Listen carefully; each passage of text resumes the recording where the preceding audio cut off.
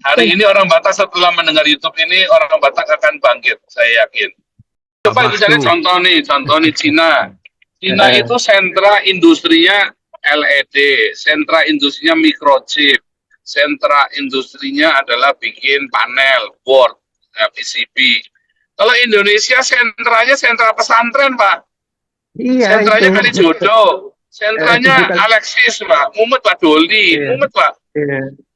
Yang 7x8 34 itu. 7x8 34. Kan repot, Pak. Hakul yakin, Pak. 7x8 hakul yakin 34. 2 tambah 2, insya Allah 4. Tapi iya, juga itu pintar kemampuan yang cetakan. di situ berhenti aja, nggak boleh kritis. Ya, kalau ada yang model kayak Ade Armando mulai mempertanyakan, Komala mulai mempertanyakan, mulai mengkritisi, wah itu dianggap musuh Islam.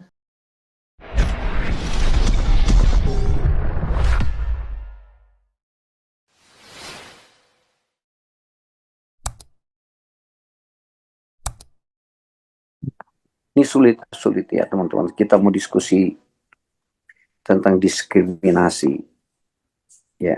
Pak Teddy. Islam. Oh iya Pak. Oh shalom. Shalom Waduh, Pak Teddy. luar biasa Pak Yus. Ini baru ketemu senior saya. Pak Yus, saya nggak mau ngomong. Pak Yus ini orang bangsa Indonesia. Jangan dibilang kalau bukan warga negara nggak apa-apa. Bukan warga negara Indonesia tidak apa-apa. Tetapi Pak Yus ini bangsa orang Minahasa. Bangsa etnis. Ada keturunan. Iya, memang bukan keturunan, memang etnis orang Indonesia. Tapi bukan warga negara Indonesia. Bedakan. Bukan, kita boleh kembali seperti bangsa Israel, sama loh. Iya, bisa. Iya, jangan bilang oh saya bukan warga negara, bukan. Betul bukan warga negara, tapi saya bangsa Indonesia. Itu pilakan, kita punya hak untuk kembali ke tanah air kita dalam bentuk apapun. Kita punya hak untuk mempunyai pemikiran sendiri dan tapi Pak Teddy, tadi Pak Teddy tanya kenapa mereka selalu mengganggu kita. Tetapi kalau saya balik, kenapa kita Kristen kok diam-diam aja? Kok kita terima aja? Nah itu kalau saya balik, kita diam-diam aja. Padahal kalau kita lihat kelompok yang mengganggu kita itu hanya berapa persen, Pak? Di Indonesia kan ada 270 juta penduduk.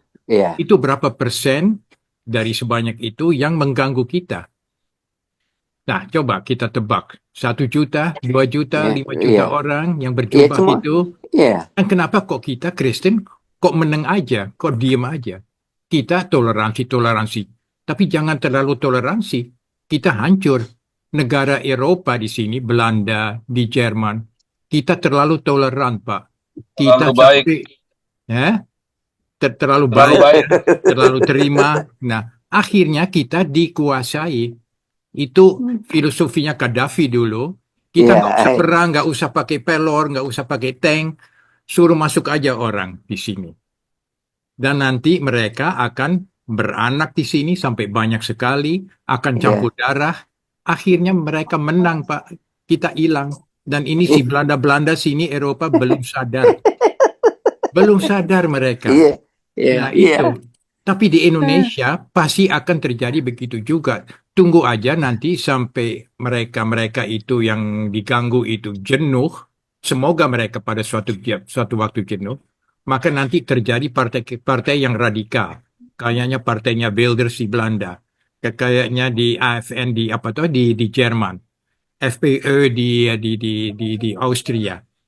Itu pasti terjadi, Pak. Dan nanti itu bisa pertumpahan darah kalau mereka udah jenuh banget. Itu pasti akan terjadi. Nah, di Indonesia kapan yang kelompok-kelompok lain selain jubah-jubah itu akan berdiri?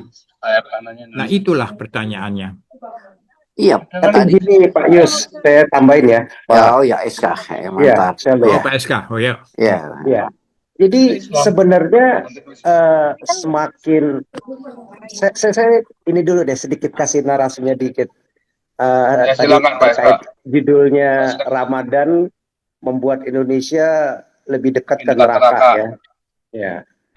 Jadi ya benar, Jadi lebih dekat membuat banyak di Indonesia itu menciptakan Islam-Islam yang bodoh daripada orang Islam-Islamnya yang cerdas. Ya, kenapa? Karena logikanya gini, semakin Islam itu taat terhadap agamanya, itu makin banyak kebodohan, kebarbaran, kebrutalan, intimidasi, kekerasan, diskriminasi,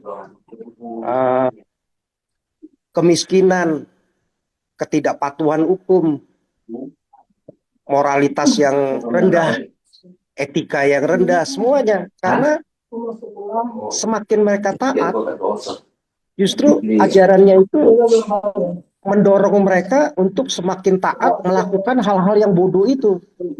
Begitu. Jadi benar, semakin mereka mengikuti puasa Ramadan semakin taat, yaitu semakin banyak menciptakan kebodohan, ya, neraka buat Indonesia. Dan bukan hanya Indonesia, seluruh negara-negara Muslim yang rata-rata benar-benar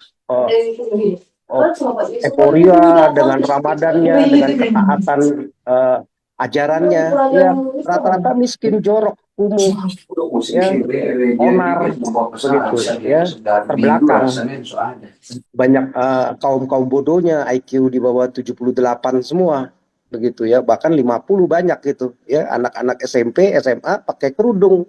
Yang ditanya di sosial media 3 kali 6, 13. 4 kali 7, 23. Ya kan? 7 kali 8, 46 jawabnya. Ya, 2 tambah 2 aja insya Allah 4. 3 tambah 3 insya Allah 6. Ya, bisanya cuma yang gampang-gampang insya Allah begitu. Padahal SMP, SMA. Gimana mau menciptakan manusia-manusia yang cerdas? Tetapi kalau suruh hafal Al-Quran, hafal dia. Ya, berapa juz itu mungkin hafal yang pakai kerudung. Begitu ditanya 3 kali 6, 4 kali 8 segala, mati kutu, ya. Taunya ya yang insya Allah aja dia, 2 tambah 2. Nah, jadi nggak mungkin akan menghasilkan manusia-manusia yang cerdas. Nah, kalau masalah terkait penutupan gereja, intimidasi, segala macam, nah itu justru semakin bagus kalau menurut saya, ya, di zaman sosial media ini. Memang Muslim itu harus menampilkan kebiadabannya, menampilkan kebarbarannya dengan banyak sosial media yang mereka buat, klaim-klaim yang mereka buat, ini rahmatan, ini sempurna, ini baik. Oh, waktu ada ISIS, mereka ngebom, ya, mereka bunuh, wah ini khilafah, dipuja-puja Al-Baghdadi. Al-Qaeda waktu ngebom, wah dipuja-puja, begitu, ya. Sama Hamas waktu 7 Oktober dipuja-puja, tapi begitu mereka sudah kalah, sudah keok, wah itu bukan Islam, nggak diakui. Nanti sama Hamas, Hizbullah kalau udah lenyap, udah dihabisin Israel, udah nggak lagi bisa pegang senjata lagi, ya mereka bukan Islam yang sesungguhnya, ya. Nanti ada klaimnya lagi, oh mereka hanya sekelompok ormas teroris aja, ya, kelompok Syiah ikut pesutannya si Iran. Akan selalu begitu. Nah, justru bagus biar di Eropa makin sadar orang-orang Eropa sekarang, dilihat, wah Islam lagi, ini cancer buat dunia, ya, penyakit buat dunia, ya, kuman buat dunia ini, ya, benalu ini buat dunia, begitu, ya, banyak virus, penyakit itu semua buat dunia, spilis buat dunia itu, ya, bisa HIV buat dunia itu, buat Islam itu bisa meracuni, bisa menular, begitu ya, menulari untuk orang-orang kaum bodoh yang IQ di bawah 78. Jadi orang-orang sekarang bule pun makin jelas, terang benderang, akhirnya yang tadinya masih innocent, masih lugu, masih naif, masih belum mengenal, dia pikir, wah ya baik ya, wah mereka bisa puasa ya, wah mereka sholat 5 kali sehari ya bangunnya, oh mereka taat ya, beragama ya, oh mereka tidak mengumbar pakaian tertutup, tidak mengumbar bentuk tubuh lah segala macam, kan begitu klaimnya. Akhirnya kan mulai lihat nih di sosial media, oh ternyata nggak begitu, ya, oh ternyata mereka boleh ya banyak mengawini anak kecil umur 7 tahun, 9 tahun, 12 tahun halal. Di Arab masih banyak, di Timur Tengah masih banyak, di Qatar juga ada, bahkan negara yang udah lebih maju. Apalagi kalau bicara Afghanistan, Pakistan, di Indonesia juga banyak begitu ya.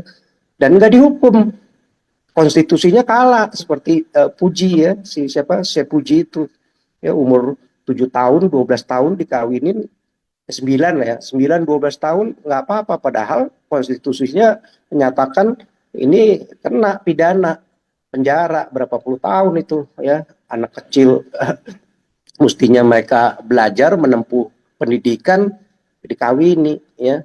Ya karena nggak ada pilihan, dan begitu banyak juga di Irak, kejadian di Iran yang model seperti itu, di negara-negara yang mengajarkan Islam. Akhirnya dunia mengetahui, oh Islam ini maunya mendominasi dunia ya, jadi dilarang orang, nggak ada demokrasi, dia maunya menang sendiri. Ya kalau beribadah di jalan mereka boleh nutup-nutup jalan ya. Nah sedangkan orang lain yang mau beribadah nggak boleh ditutup. Wah, ajaran ini ajaran cuman kekerasan, ajaran intimidasi doang, pemaksaan aja. Bukan karena orang itu dicerdaskan, punya wawasan, sehingga mau menerima Islam. Akhirnya orang mengetahui seluruh dunia, dari 8 miliar dunia ini, mungkin 80% akan mengetahui Islam ini cancer. Ya. Nah, itu bagus. Semakin mereka menunjukkan kebiadaban, semakin bagus. Nah, muslim-muslim yang lebih cerdas, mereka akan takut, malu, karena Islam yang model-model begini membuat Islam itu ditinggalkan ajarannya, karena makin barbar, makin terbelakang, makin mundur, makin miskin, makin bodoh. Ditampilkan di sosial media, disebarkan di seluruh dunia. Nah, menurut saya bagus, nggak apa-apa, begitu. Ya, jadi orang sekarang muslim-muslim yang cerdas pun, yang lebih kritis, akhirnya berpikir, malu saya, nggak bisa ditutupin lagi. Di mana Islam ramatannya? Hanya klaim kosong. Ya, ternyata ya memang ajarannya diselidiki di Qurannya ya boleh. Pokoknya yang nggak seakidah, yang tidak menyembah si es wetong, ya boleh ditutup tempat ibadahnya. Ya, itu memang ajarannya. Oh, berarti ini ajaran sadis nih, ajaran setan ya. Ajaran neraka ini memang makin membuat Indonesia atau negara manapun kembali deh jadi mendekati neraka, kebodohan, kemiskinan, kebarbaran, begitu. Ya, nggak punya moral, nggak punya etika, begitu. Nah, jadi menurut saya sih nggak ada problem, justru semakin bagus, begitu ya. Jadi sekarang dengan kebarbaran model pemimpin-pemimpin Muslim lewat syariahnya yang diatur lewat undang-undang negara, baik itu di Iran, baik itu di Arab Saudi, baik itu di Qatar, baik itu di Uni Emirat Arab, di Irak, di Afghanistan, semua mulai banyak mereka itu pada murtad secara diam-diam ya, karena masih, kalau murtad kan ajarannya kan ya pemaksaan, sekali lagi nggak boleh meninggalkan, bisa dibunuh, bisa dipenjara, dibuikan, bisa mengalami kekerasan, intimidasi ya karena pemaksaan. Akhirnya orang makin tersebar, makin tahu. Ya, semakin mereka intimidasi seperti itu, ya makin tahu. Oh, Boko Haram ya selalu teriak Allahu Akbar, menculik anak-anak kecil, tapi panggil nama Allahu Akbar. Kenapa? Ya karena ajarannya, doktrinnya, ideologinya, strategi perangnya, semuanya ya doktrinisasinya dari syariah Islam. Ya sama semua. Afghanistan juga begitu, Taliban sekarang. Oh, ideologinya juga Islam. Anak kecil, perempuan nggak boleh sekolah sampai kelas 6 SD saja. Ya, banyak kan suruh ngurusin anak, ya berkeluarga. Akhirnya orang bule pun juga makin tahu. Wah, Islam ini cancer, ajarannya benar-benar ajaran neraka, gitu.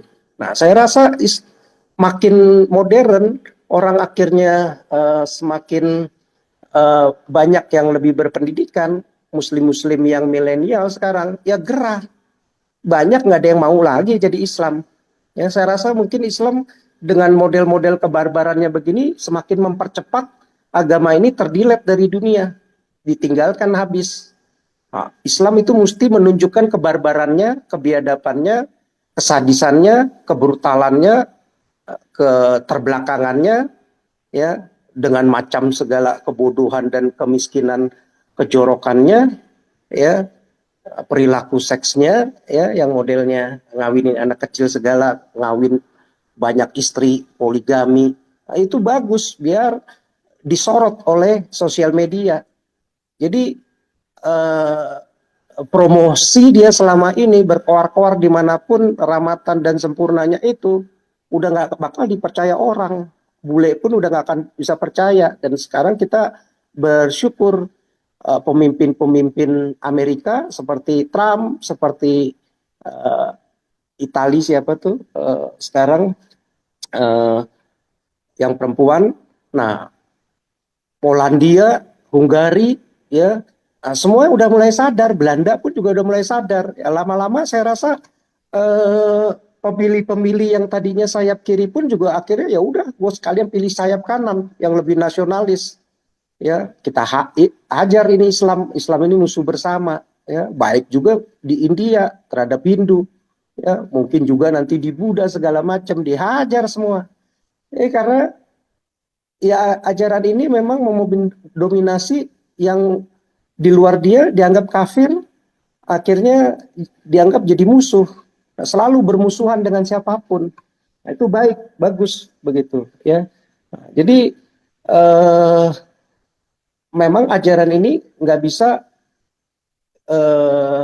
dilarang untuk berpikir kritis, untuk gunakan logika, untuk gunakan akal sehat, ya. Nggak boleh nanya macam-macam ke ulama, ustadz-ustadznya, ya. Bahkan bisa dipukul, bisa dihajar itu mereka itu kalau mempertanyakan Qur'annya. Ya, jadi kalau sudah diterima itu yang kafir, ya mesti kafir, dimusuhi mereka begitu. Makanya akhirnya ya secara intelektual stuck mereka, nggak ada, stagnasi udah di situ, berhenti aja, nggak boleh kritis. Ya, kalau ada yang model kayak Ade Armando mulai mempertanyakan, Komala mulai mempertanyakan, mulai mengkritisi, wah itu dianggap musuh Islam, itu dianggap penistaan, itu mesti dipenjara. Ya. Nah, tapi pinter-pinternya dia lah sekarang ya, mungkin dalam 2-3 tahun, 5 tahun dia pakai ini terus dengan sosial media. Nah, sekarang masih bagus ya, bahwa saya tidak setuju nih, walaupun saya muslim saya tidak setuju seperti ini. Akhirnya lama-lama muslim-muslimnya juga banyak yang lumayan pinter, yang pinter-pinter begini ya akhirnya kabur lah ya, banyak yang jadi ateis, jadi agnostik, pindah agama ya, dan masjid yang 800.000 ya kebanyakan sepi ya, kan sepi udah ya, hari-hari tertentu aja datang. Jadi akhirnya lama-lama yang model-model kayak di negara-negara Arab Saudi segala, di yang tadinya religiusitasnya tinggi, lama-lama makin menurun, makin rendah, makin lari ke sekuler begitu. Nah, saya rasa di Indonesia pun juga makin banyak yang kayak gitu, yang pakai jilbab udah mulai nongolin buah dada, udah mulai ikut tari-tarian, ya, karena mereka udah jenuh. Mereka mungkin lama-lama udah nggak percaya lagi dengan ustadz ulamanya, udah ditinggalkan. Akhirnya lama-lama ya udah murtad mereka. Ya, saya rasa tinggal 2-3 langkah, 5 langkah lagi, mungkin tinggal 5 tahun, 10 tahun, 15 tahun, 20 tahun ini gelombang pemurtadan akan semakin besar. Jadi semakin dia biadab, semakin dia brutal, itu semakin bagus mempercepat orang-orang muslim itu yang mulai semakin cerdas, berpikir kritis dengan logikanya sekarang, dengan YouTube internet ini mencerdaskan, mereka meninggalkan, udah nggak mengimani lagi 100% Quran itu ya. Oh itu sunnah, boleh mengawini anak umur di bawah bocil ngikutin si Muhammad. Oh boleh penggal pala yang tidak seiman, boleh memerangi kafir-kafir. Udah nggak percaya lagi. Dan buat mereka yang masih bodoh-bodoh dengan agamanya, yang masih fanatik radikal ngikutin agamanya, yang 100% masih Ramadan ngikutin taat ininya, ya dianggap yang kayak begini kafir, begitu ya, udah murtad gitu. Jadi berbeda. Jadi mereka sendiri akhirnya saling ribut, dan yang membuat itu ya muak lah makin yang muslim-muslim yang makin yang pintar, yang makin cerdas. Udah, saya mendingan tinggalin lah agama yang model begini ya. Nah, banyak lagi juga ustadz-ustadz pemuka-pemuka agamanya berdakwanya kan modelnya cuma dogmatis, ritualistik aja ya. Jadi nggak ada penjelasannya itu yang mendalam, wawasannya karena nggak punya, cuman ngertinya agama ya, mesti seperti si Somat, seperti si bahasa lama, semuanya nggak ngerti, cuman taunya urusan agama ya, otaknya nggak ada berkembangnya ya, nggak ngerti ilmu-ilmu pengetahuan yang lain ya, sejarah dunia, eh, ilmu teknologi, sains begitu ya, nggak ngerti ekonomi, nggak ngerti ya, pokoknya taunya ya cuman sorga neraka kafir lah segala macam ya, pembahasan sebatas dogma ritual ya, cara sholat lah, cara eh, boleh mengawini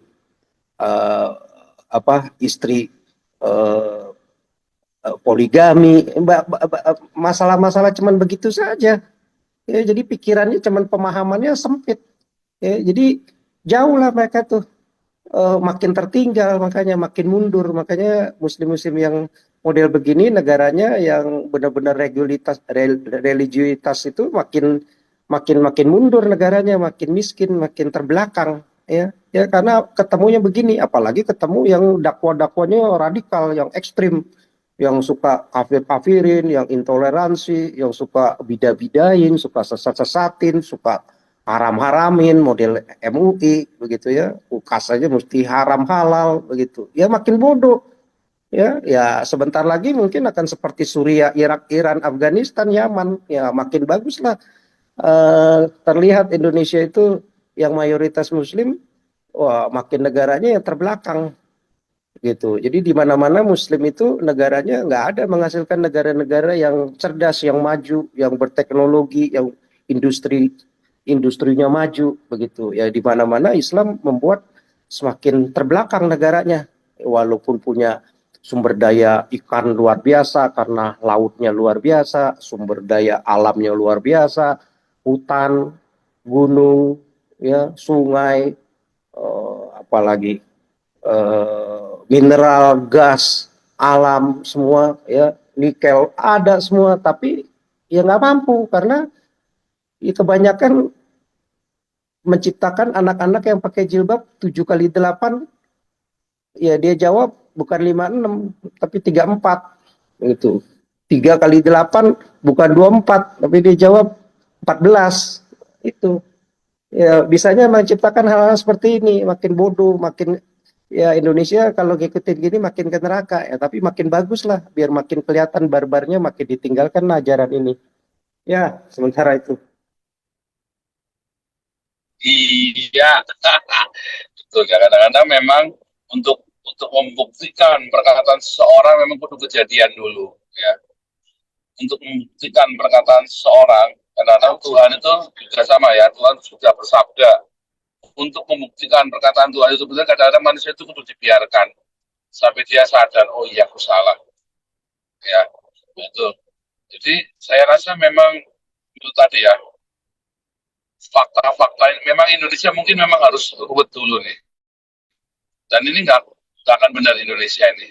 Indonesia itu memang seharusnya tidak menjadi negara Indonesia. Seharusnya Indonesia itu tidak menjadi negara Indonesia. Seharusnya ya ya asal tidak ada Islam, yang ada adalah kerajaan Majapahit. Nah itu yang benar adalah itu. Mungkin namanya perlu diganti, bukan Indonesia, karena nama Indonesia pun adalah pemberian dari Jerman ya, nama itu kan. Yang itu adalah ya Majapahit atau Nusantara. Harusnya namanya adalah Nusantara, ya kan. Indonesia itu bukan Indonesia, tapi adalah negara Nusantara.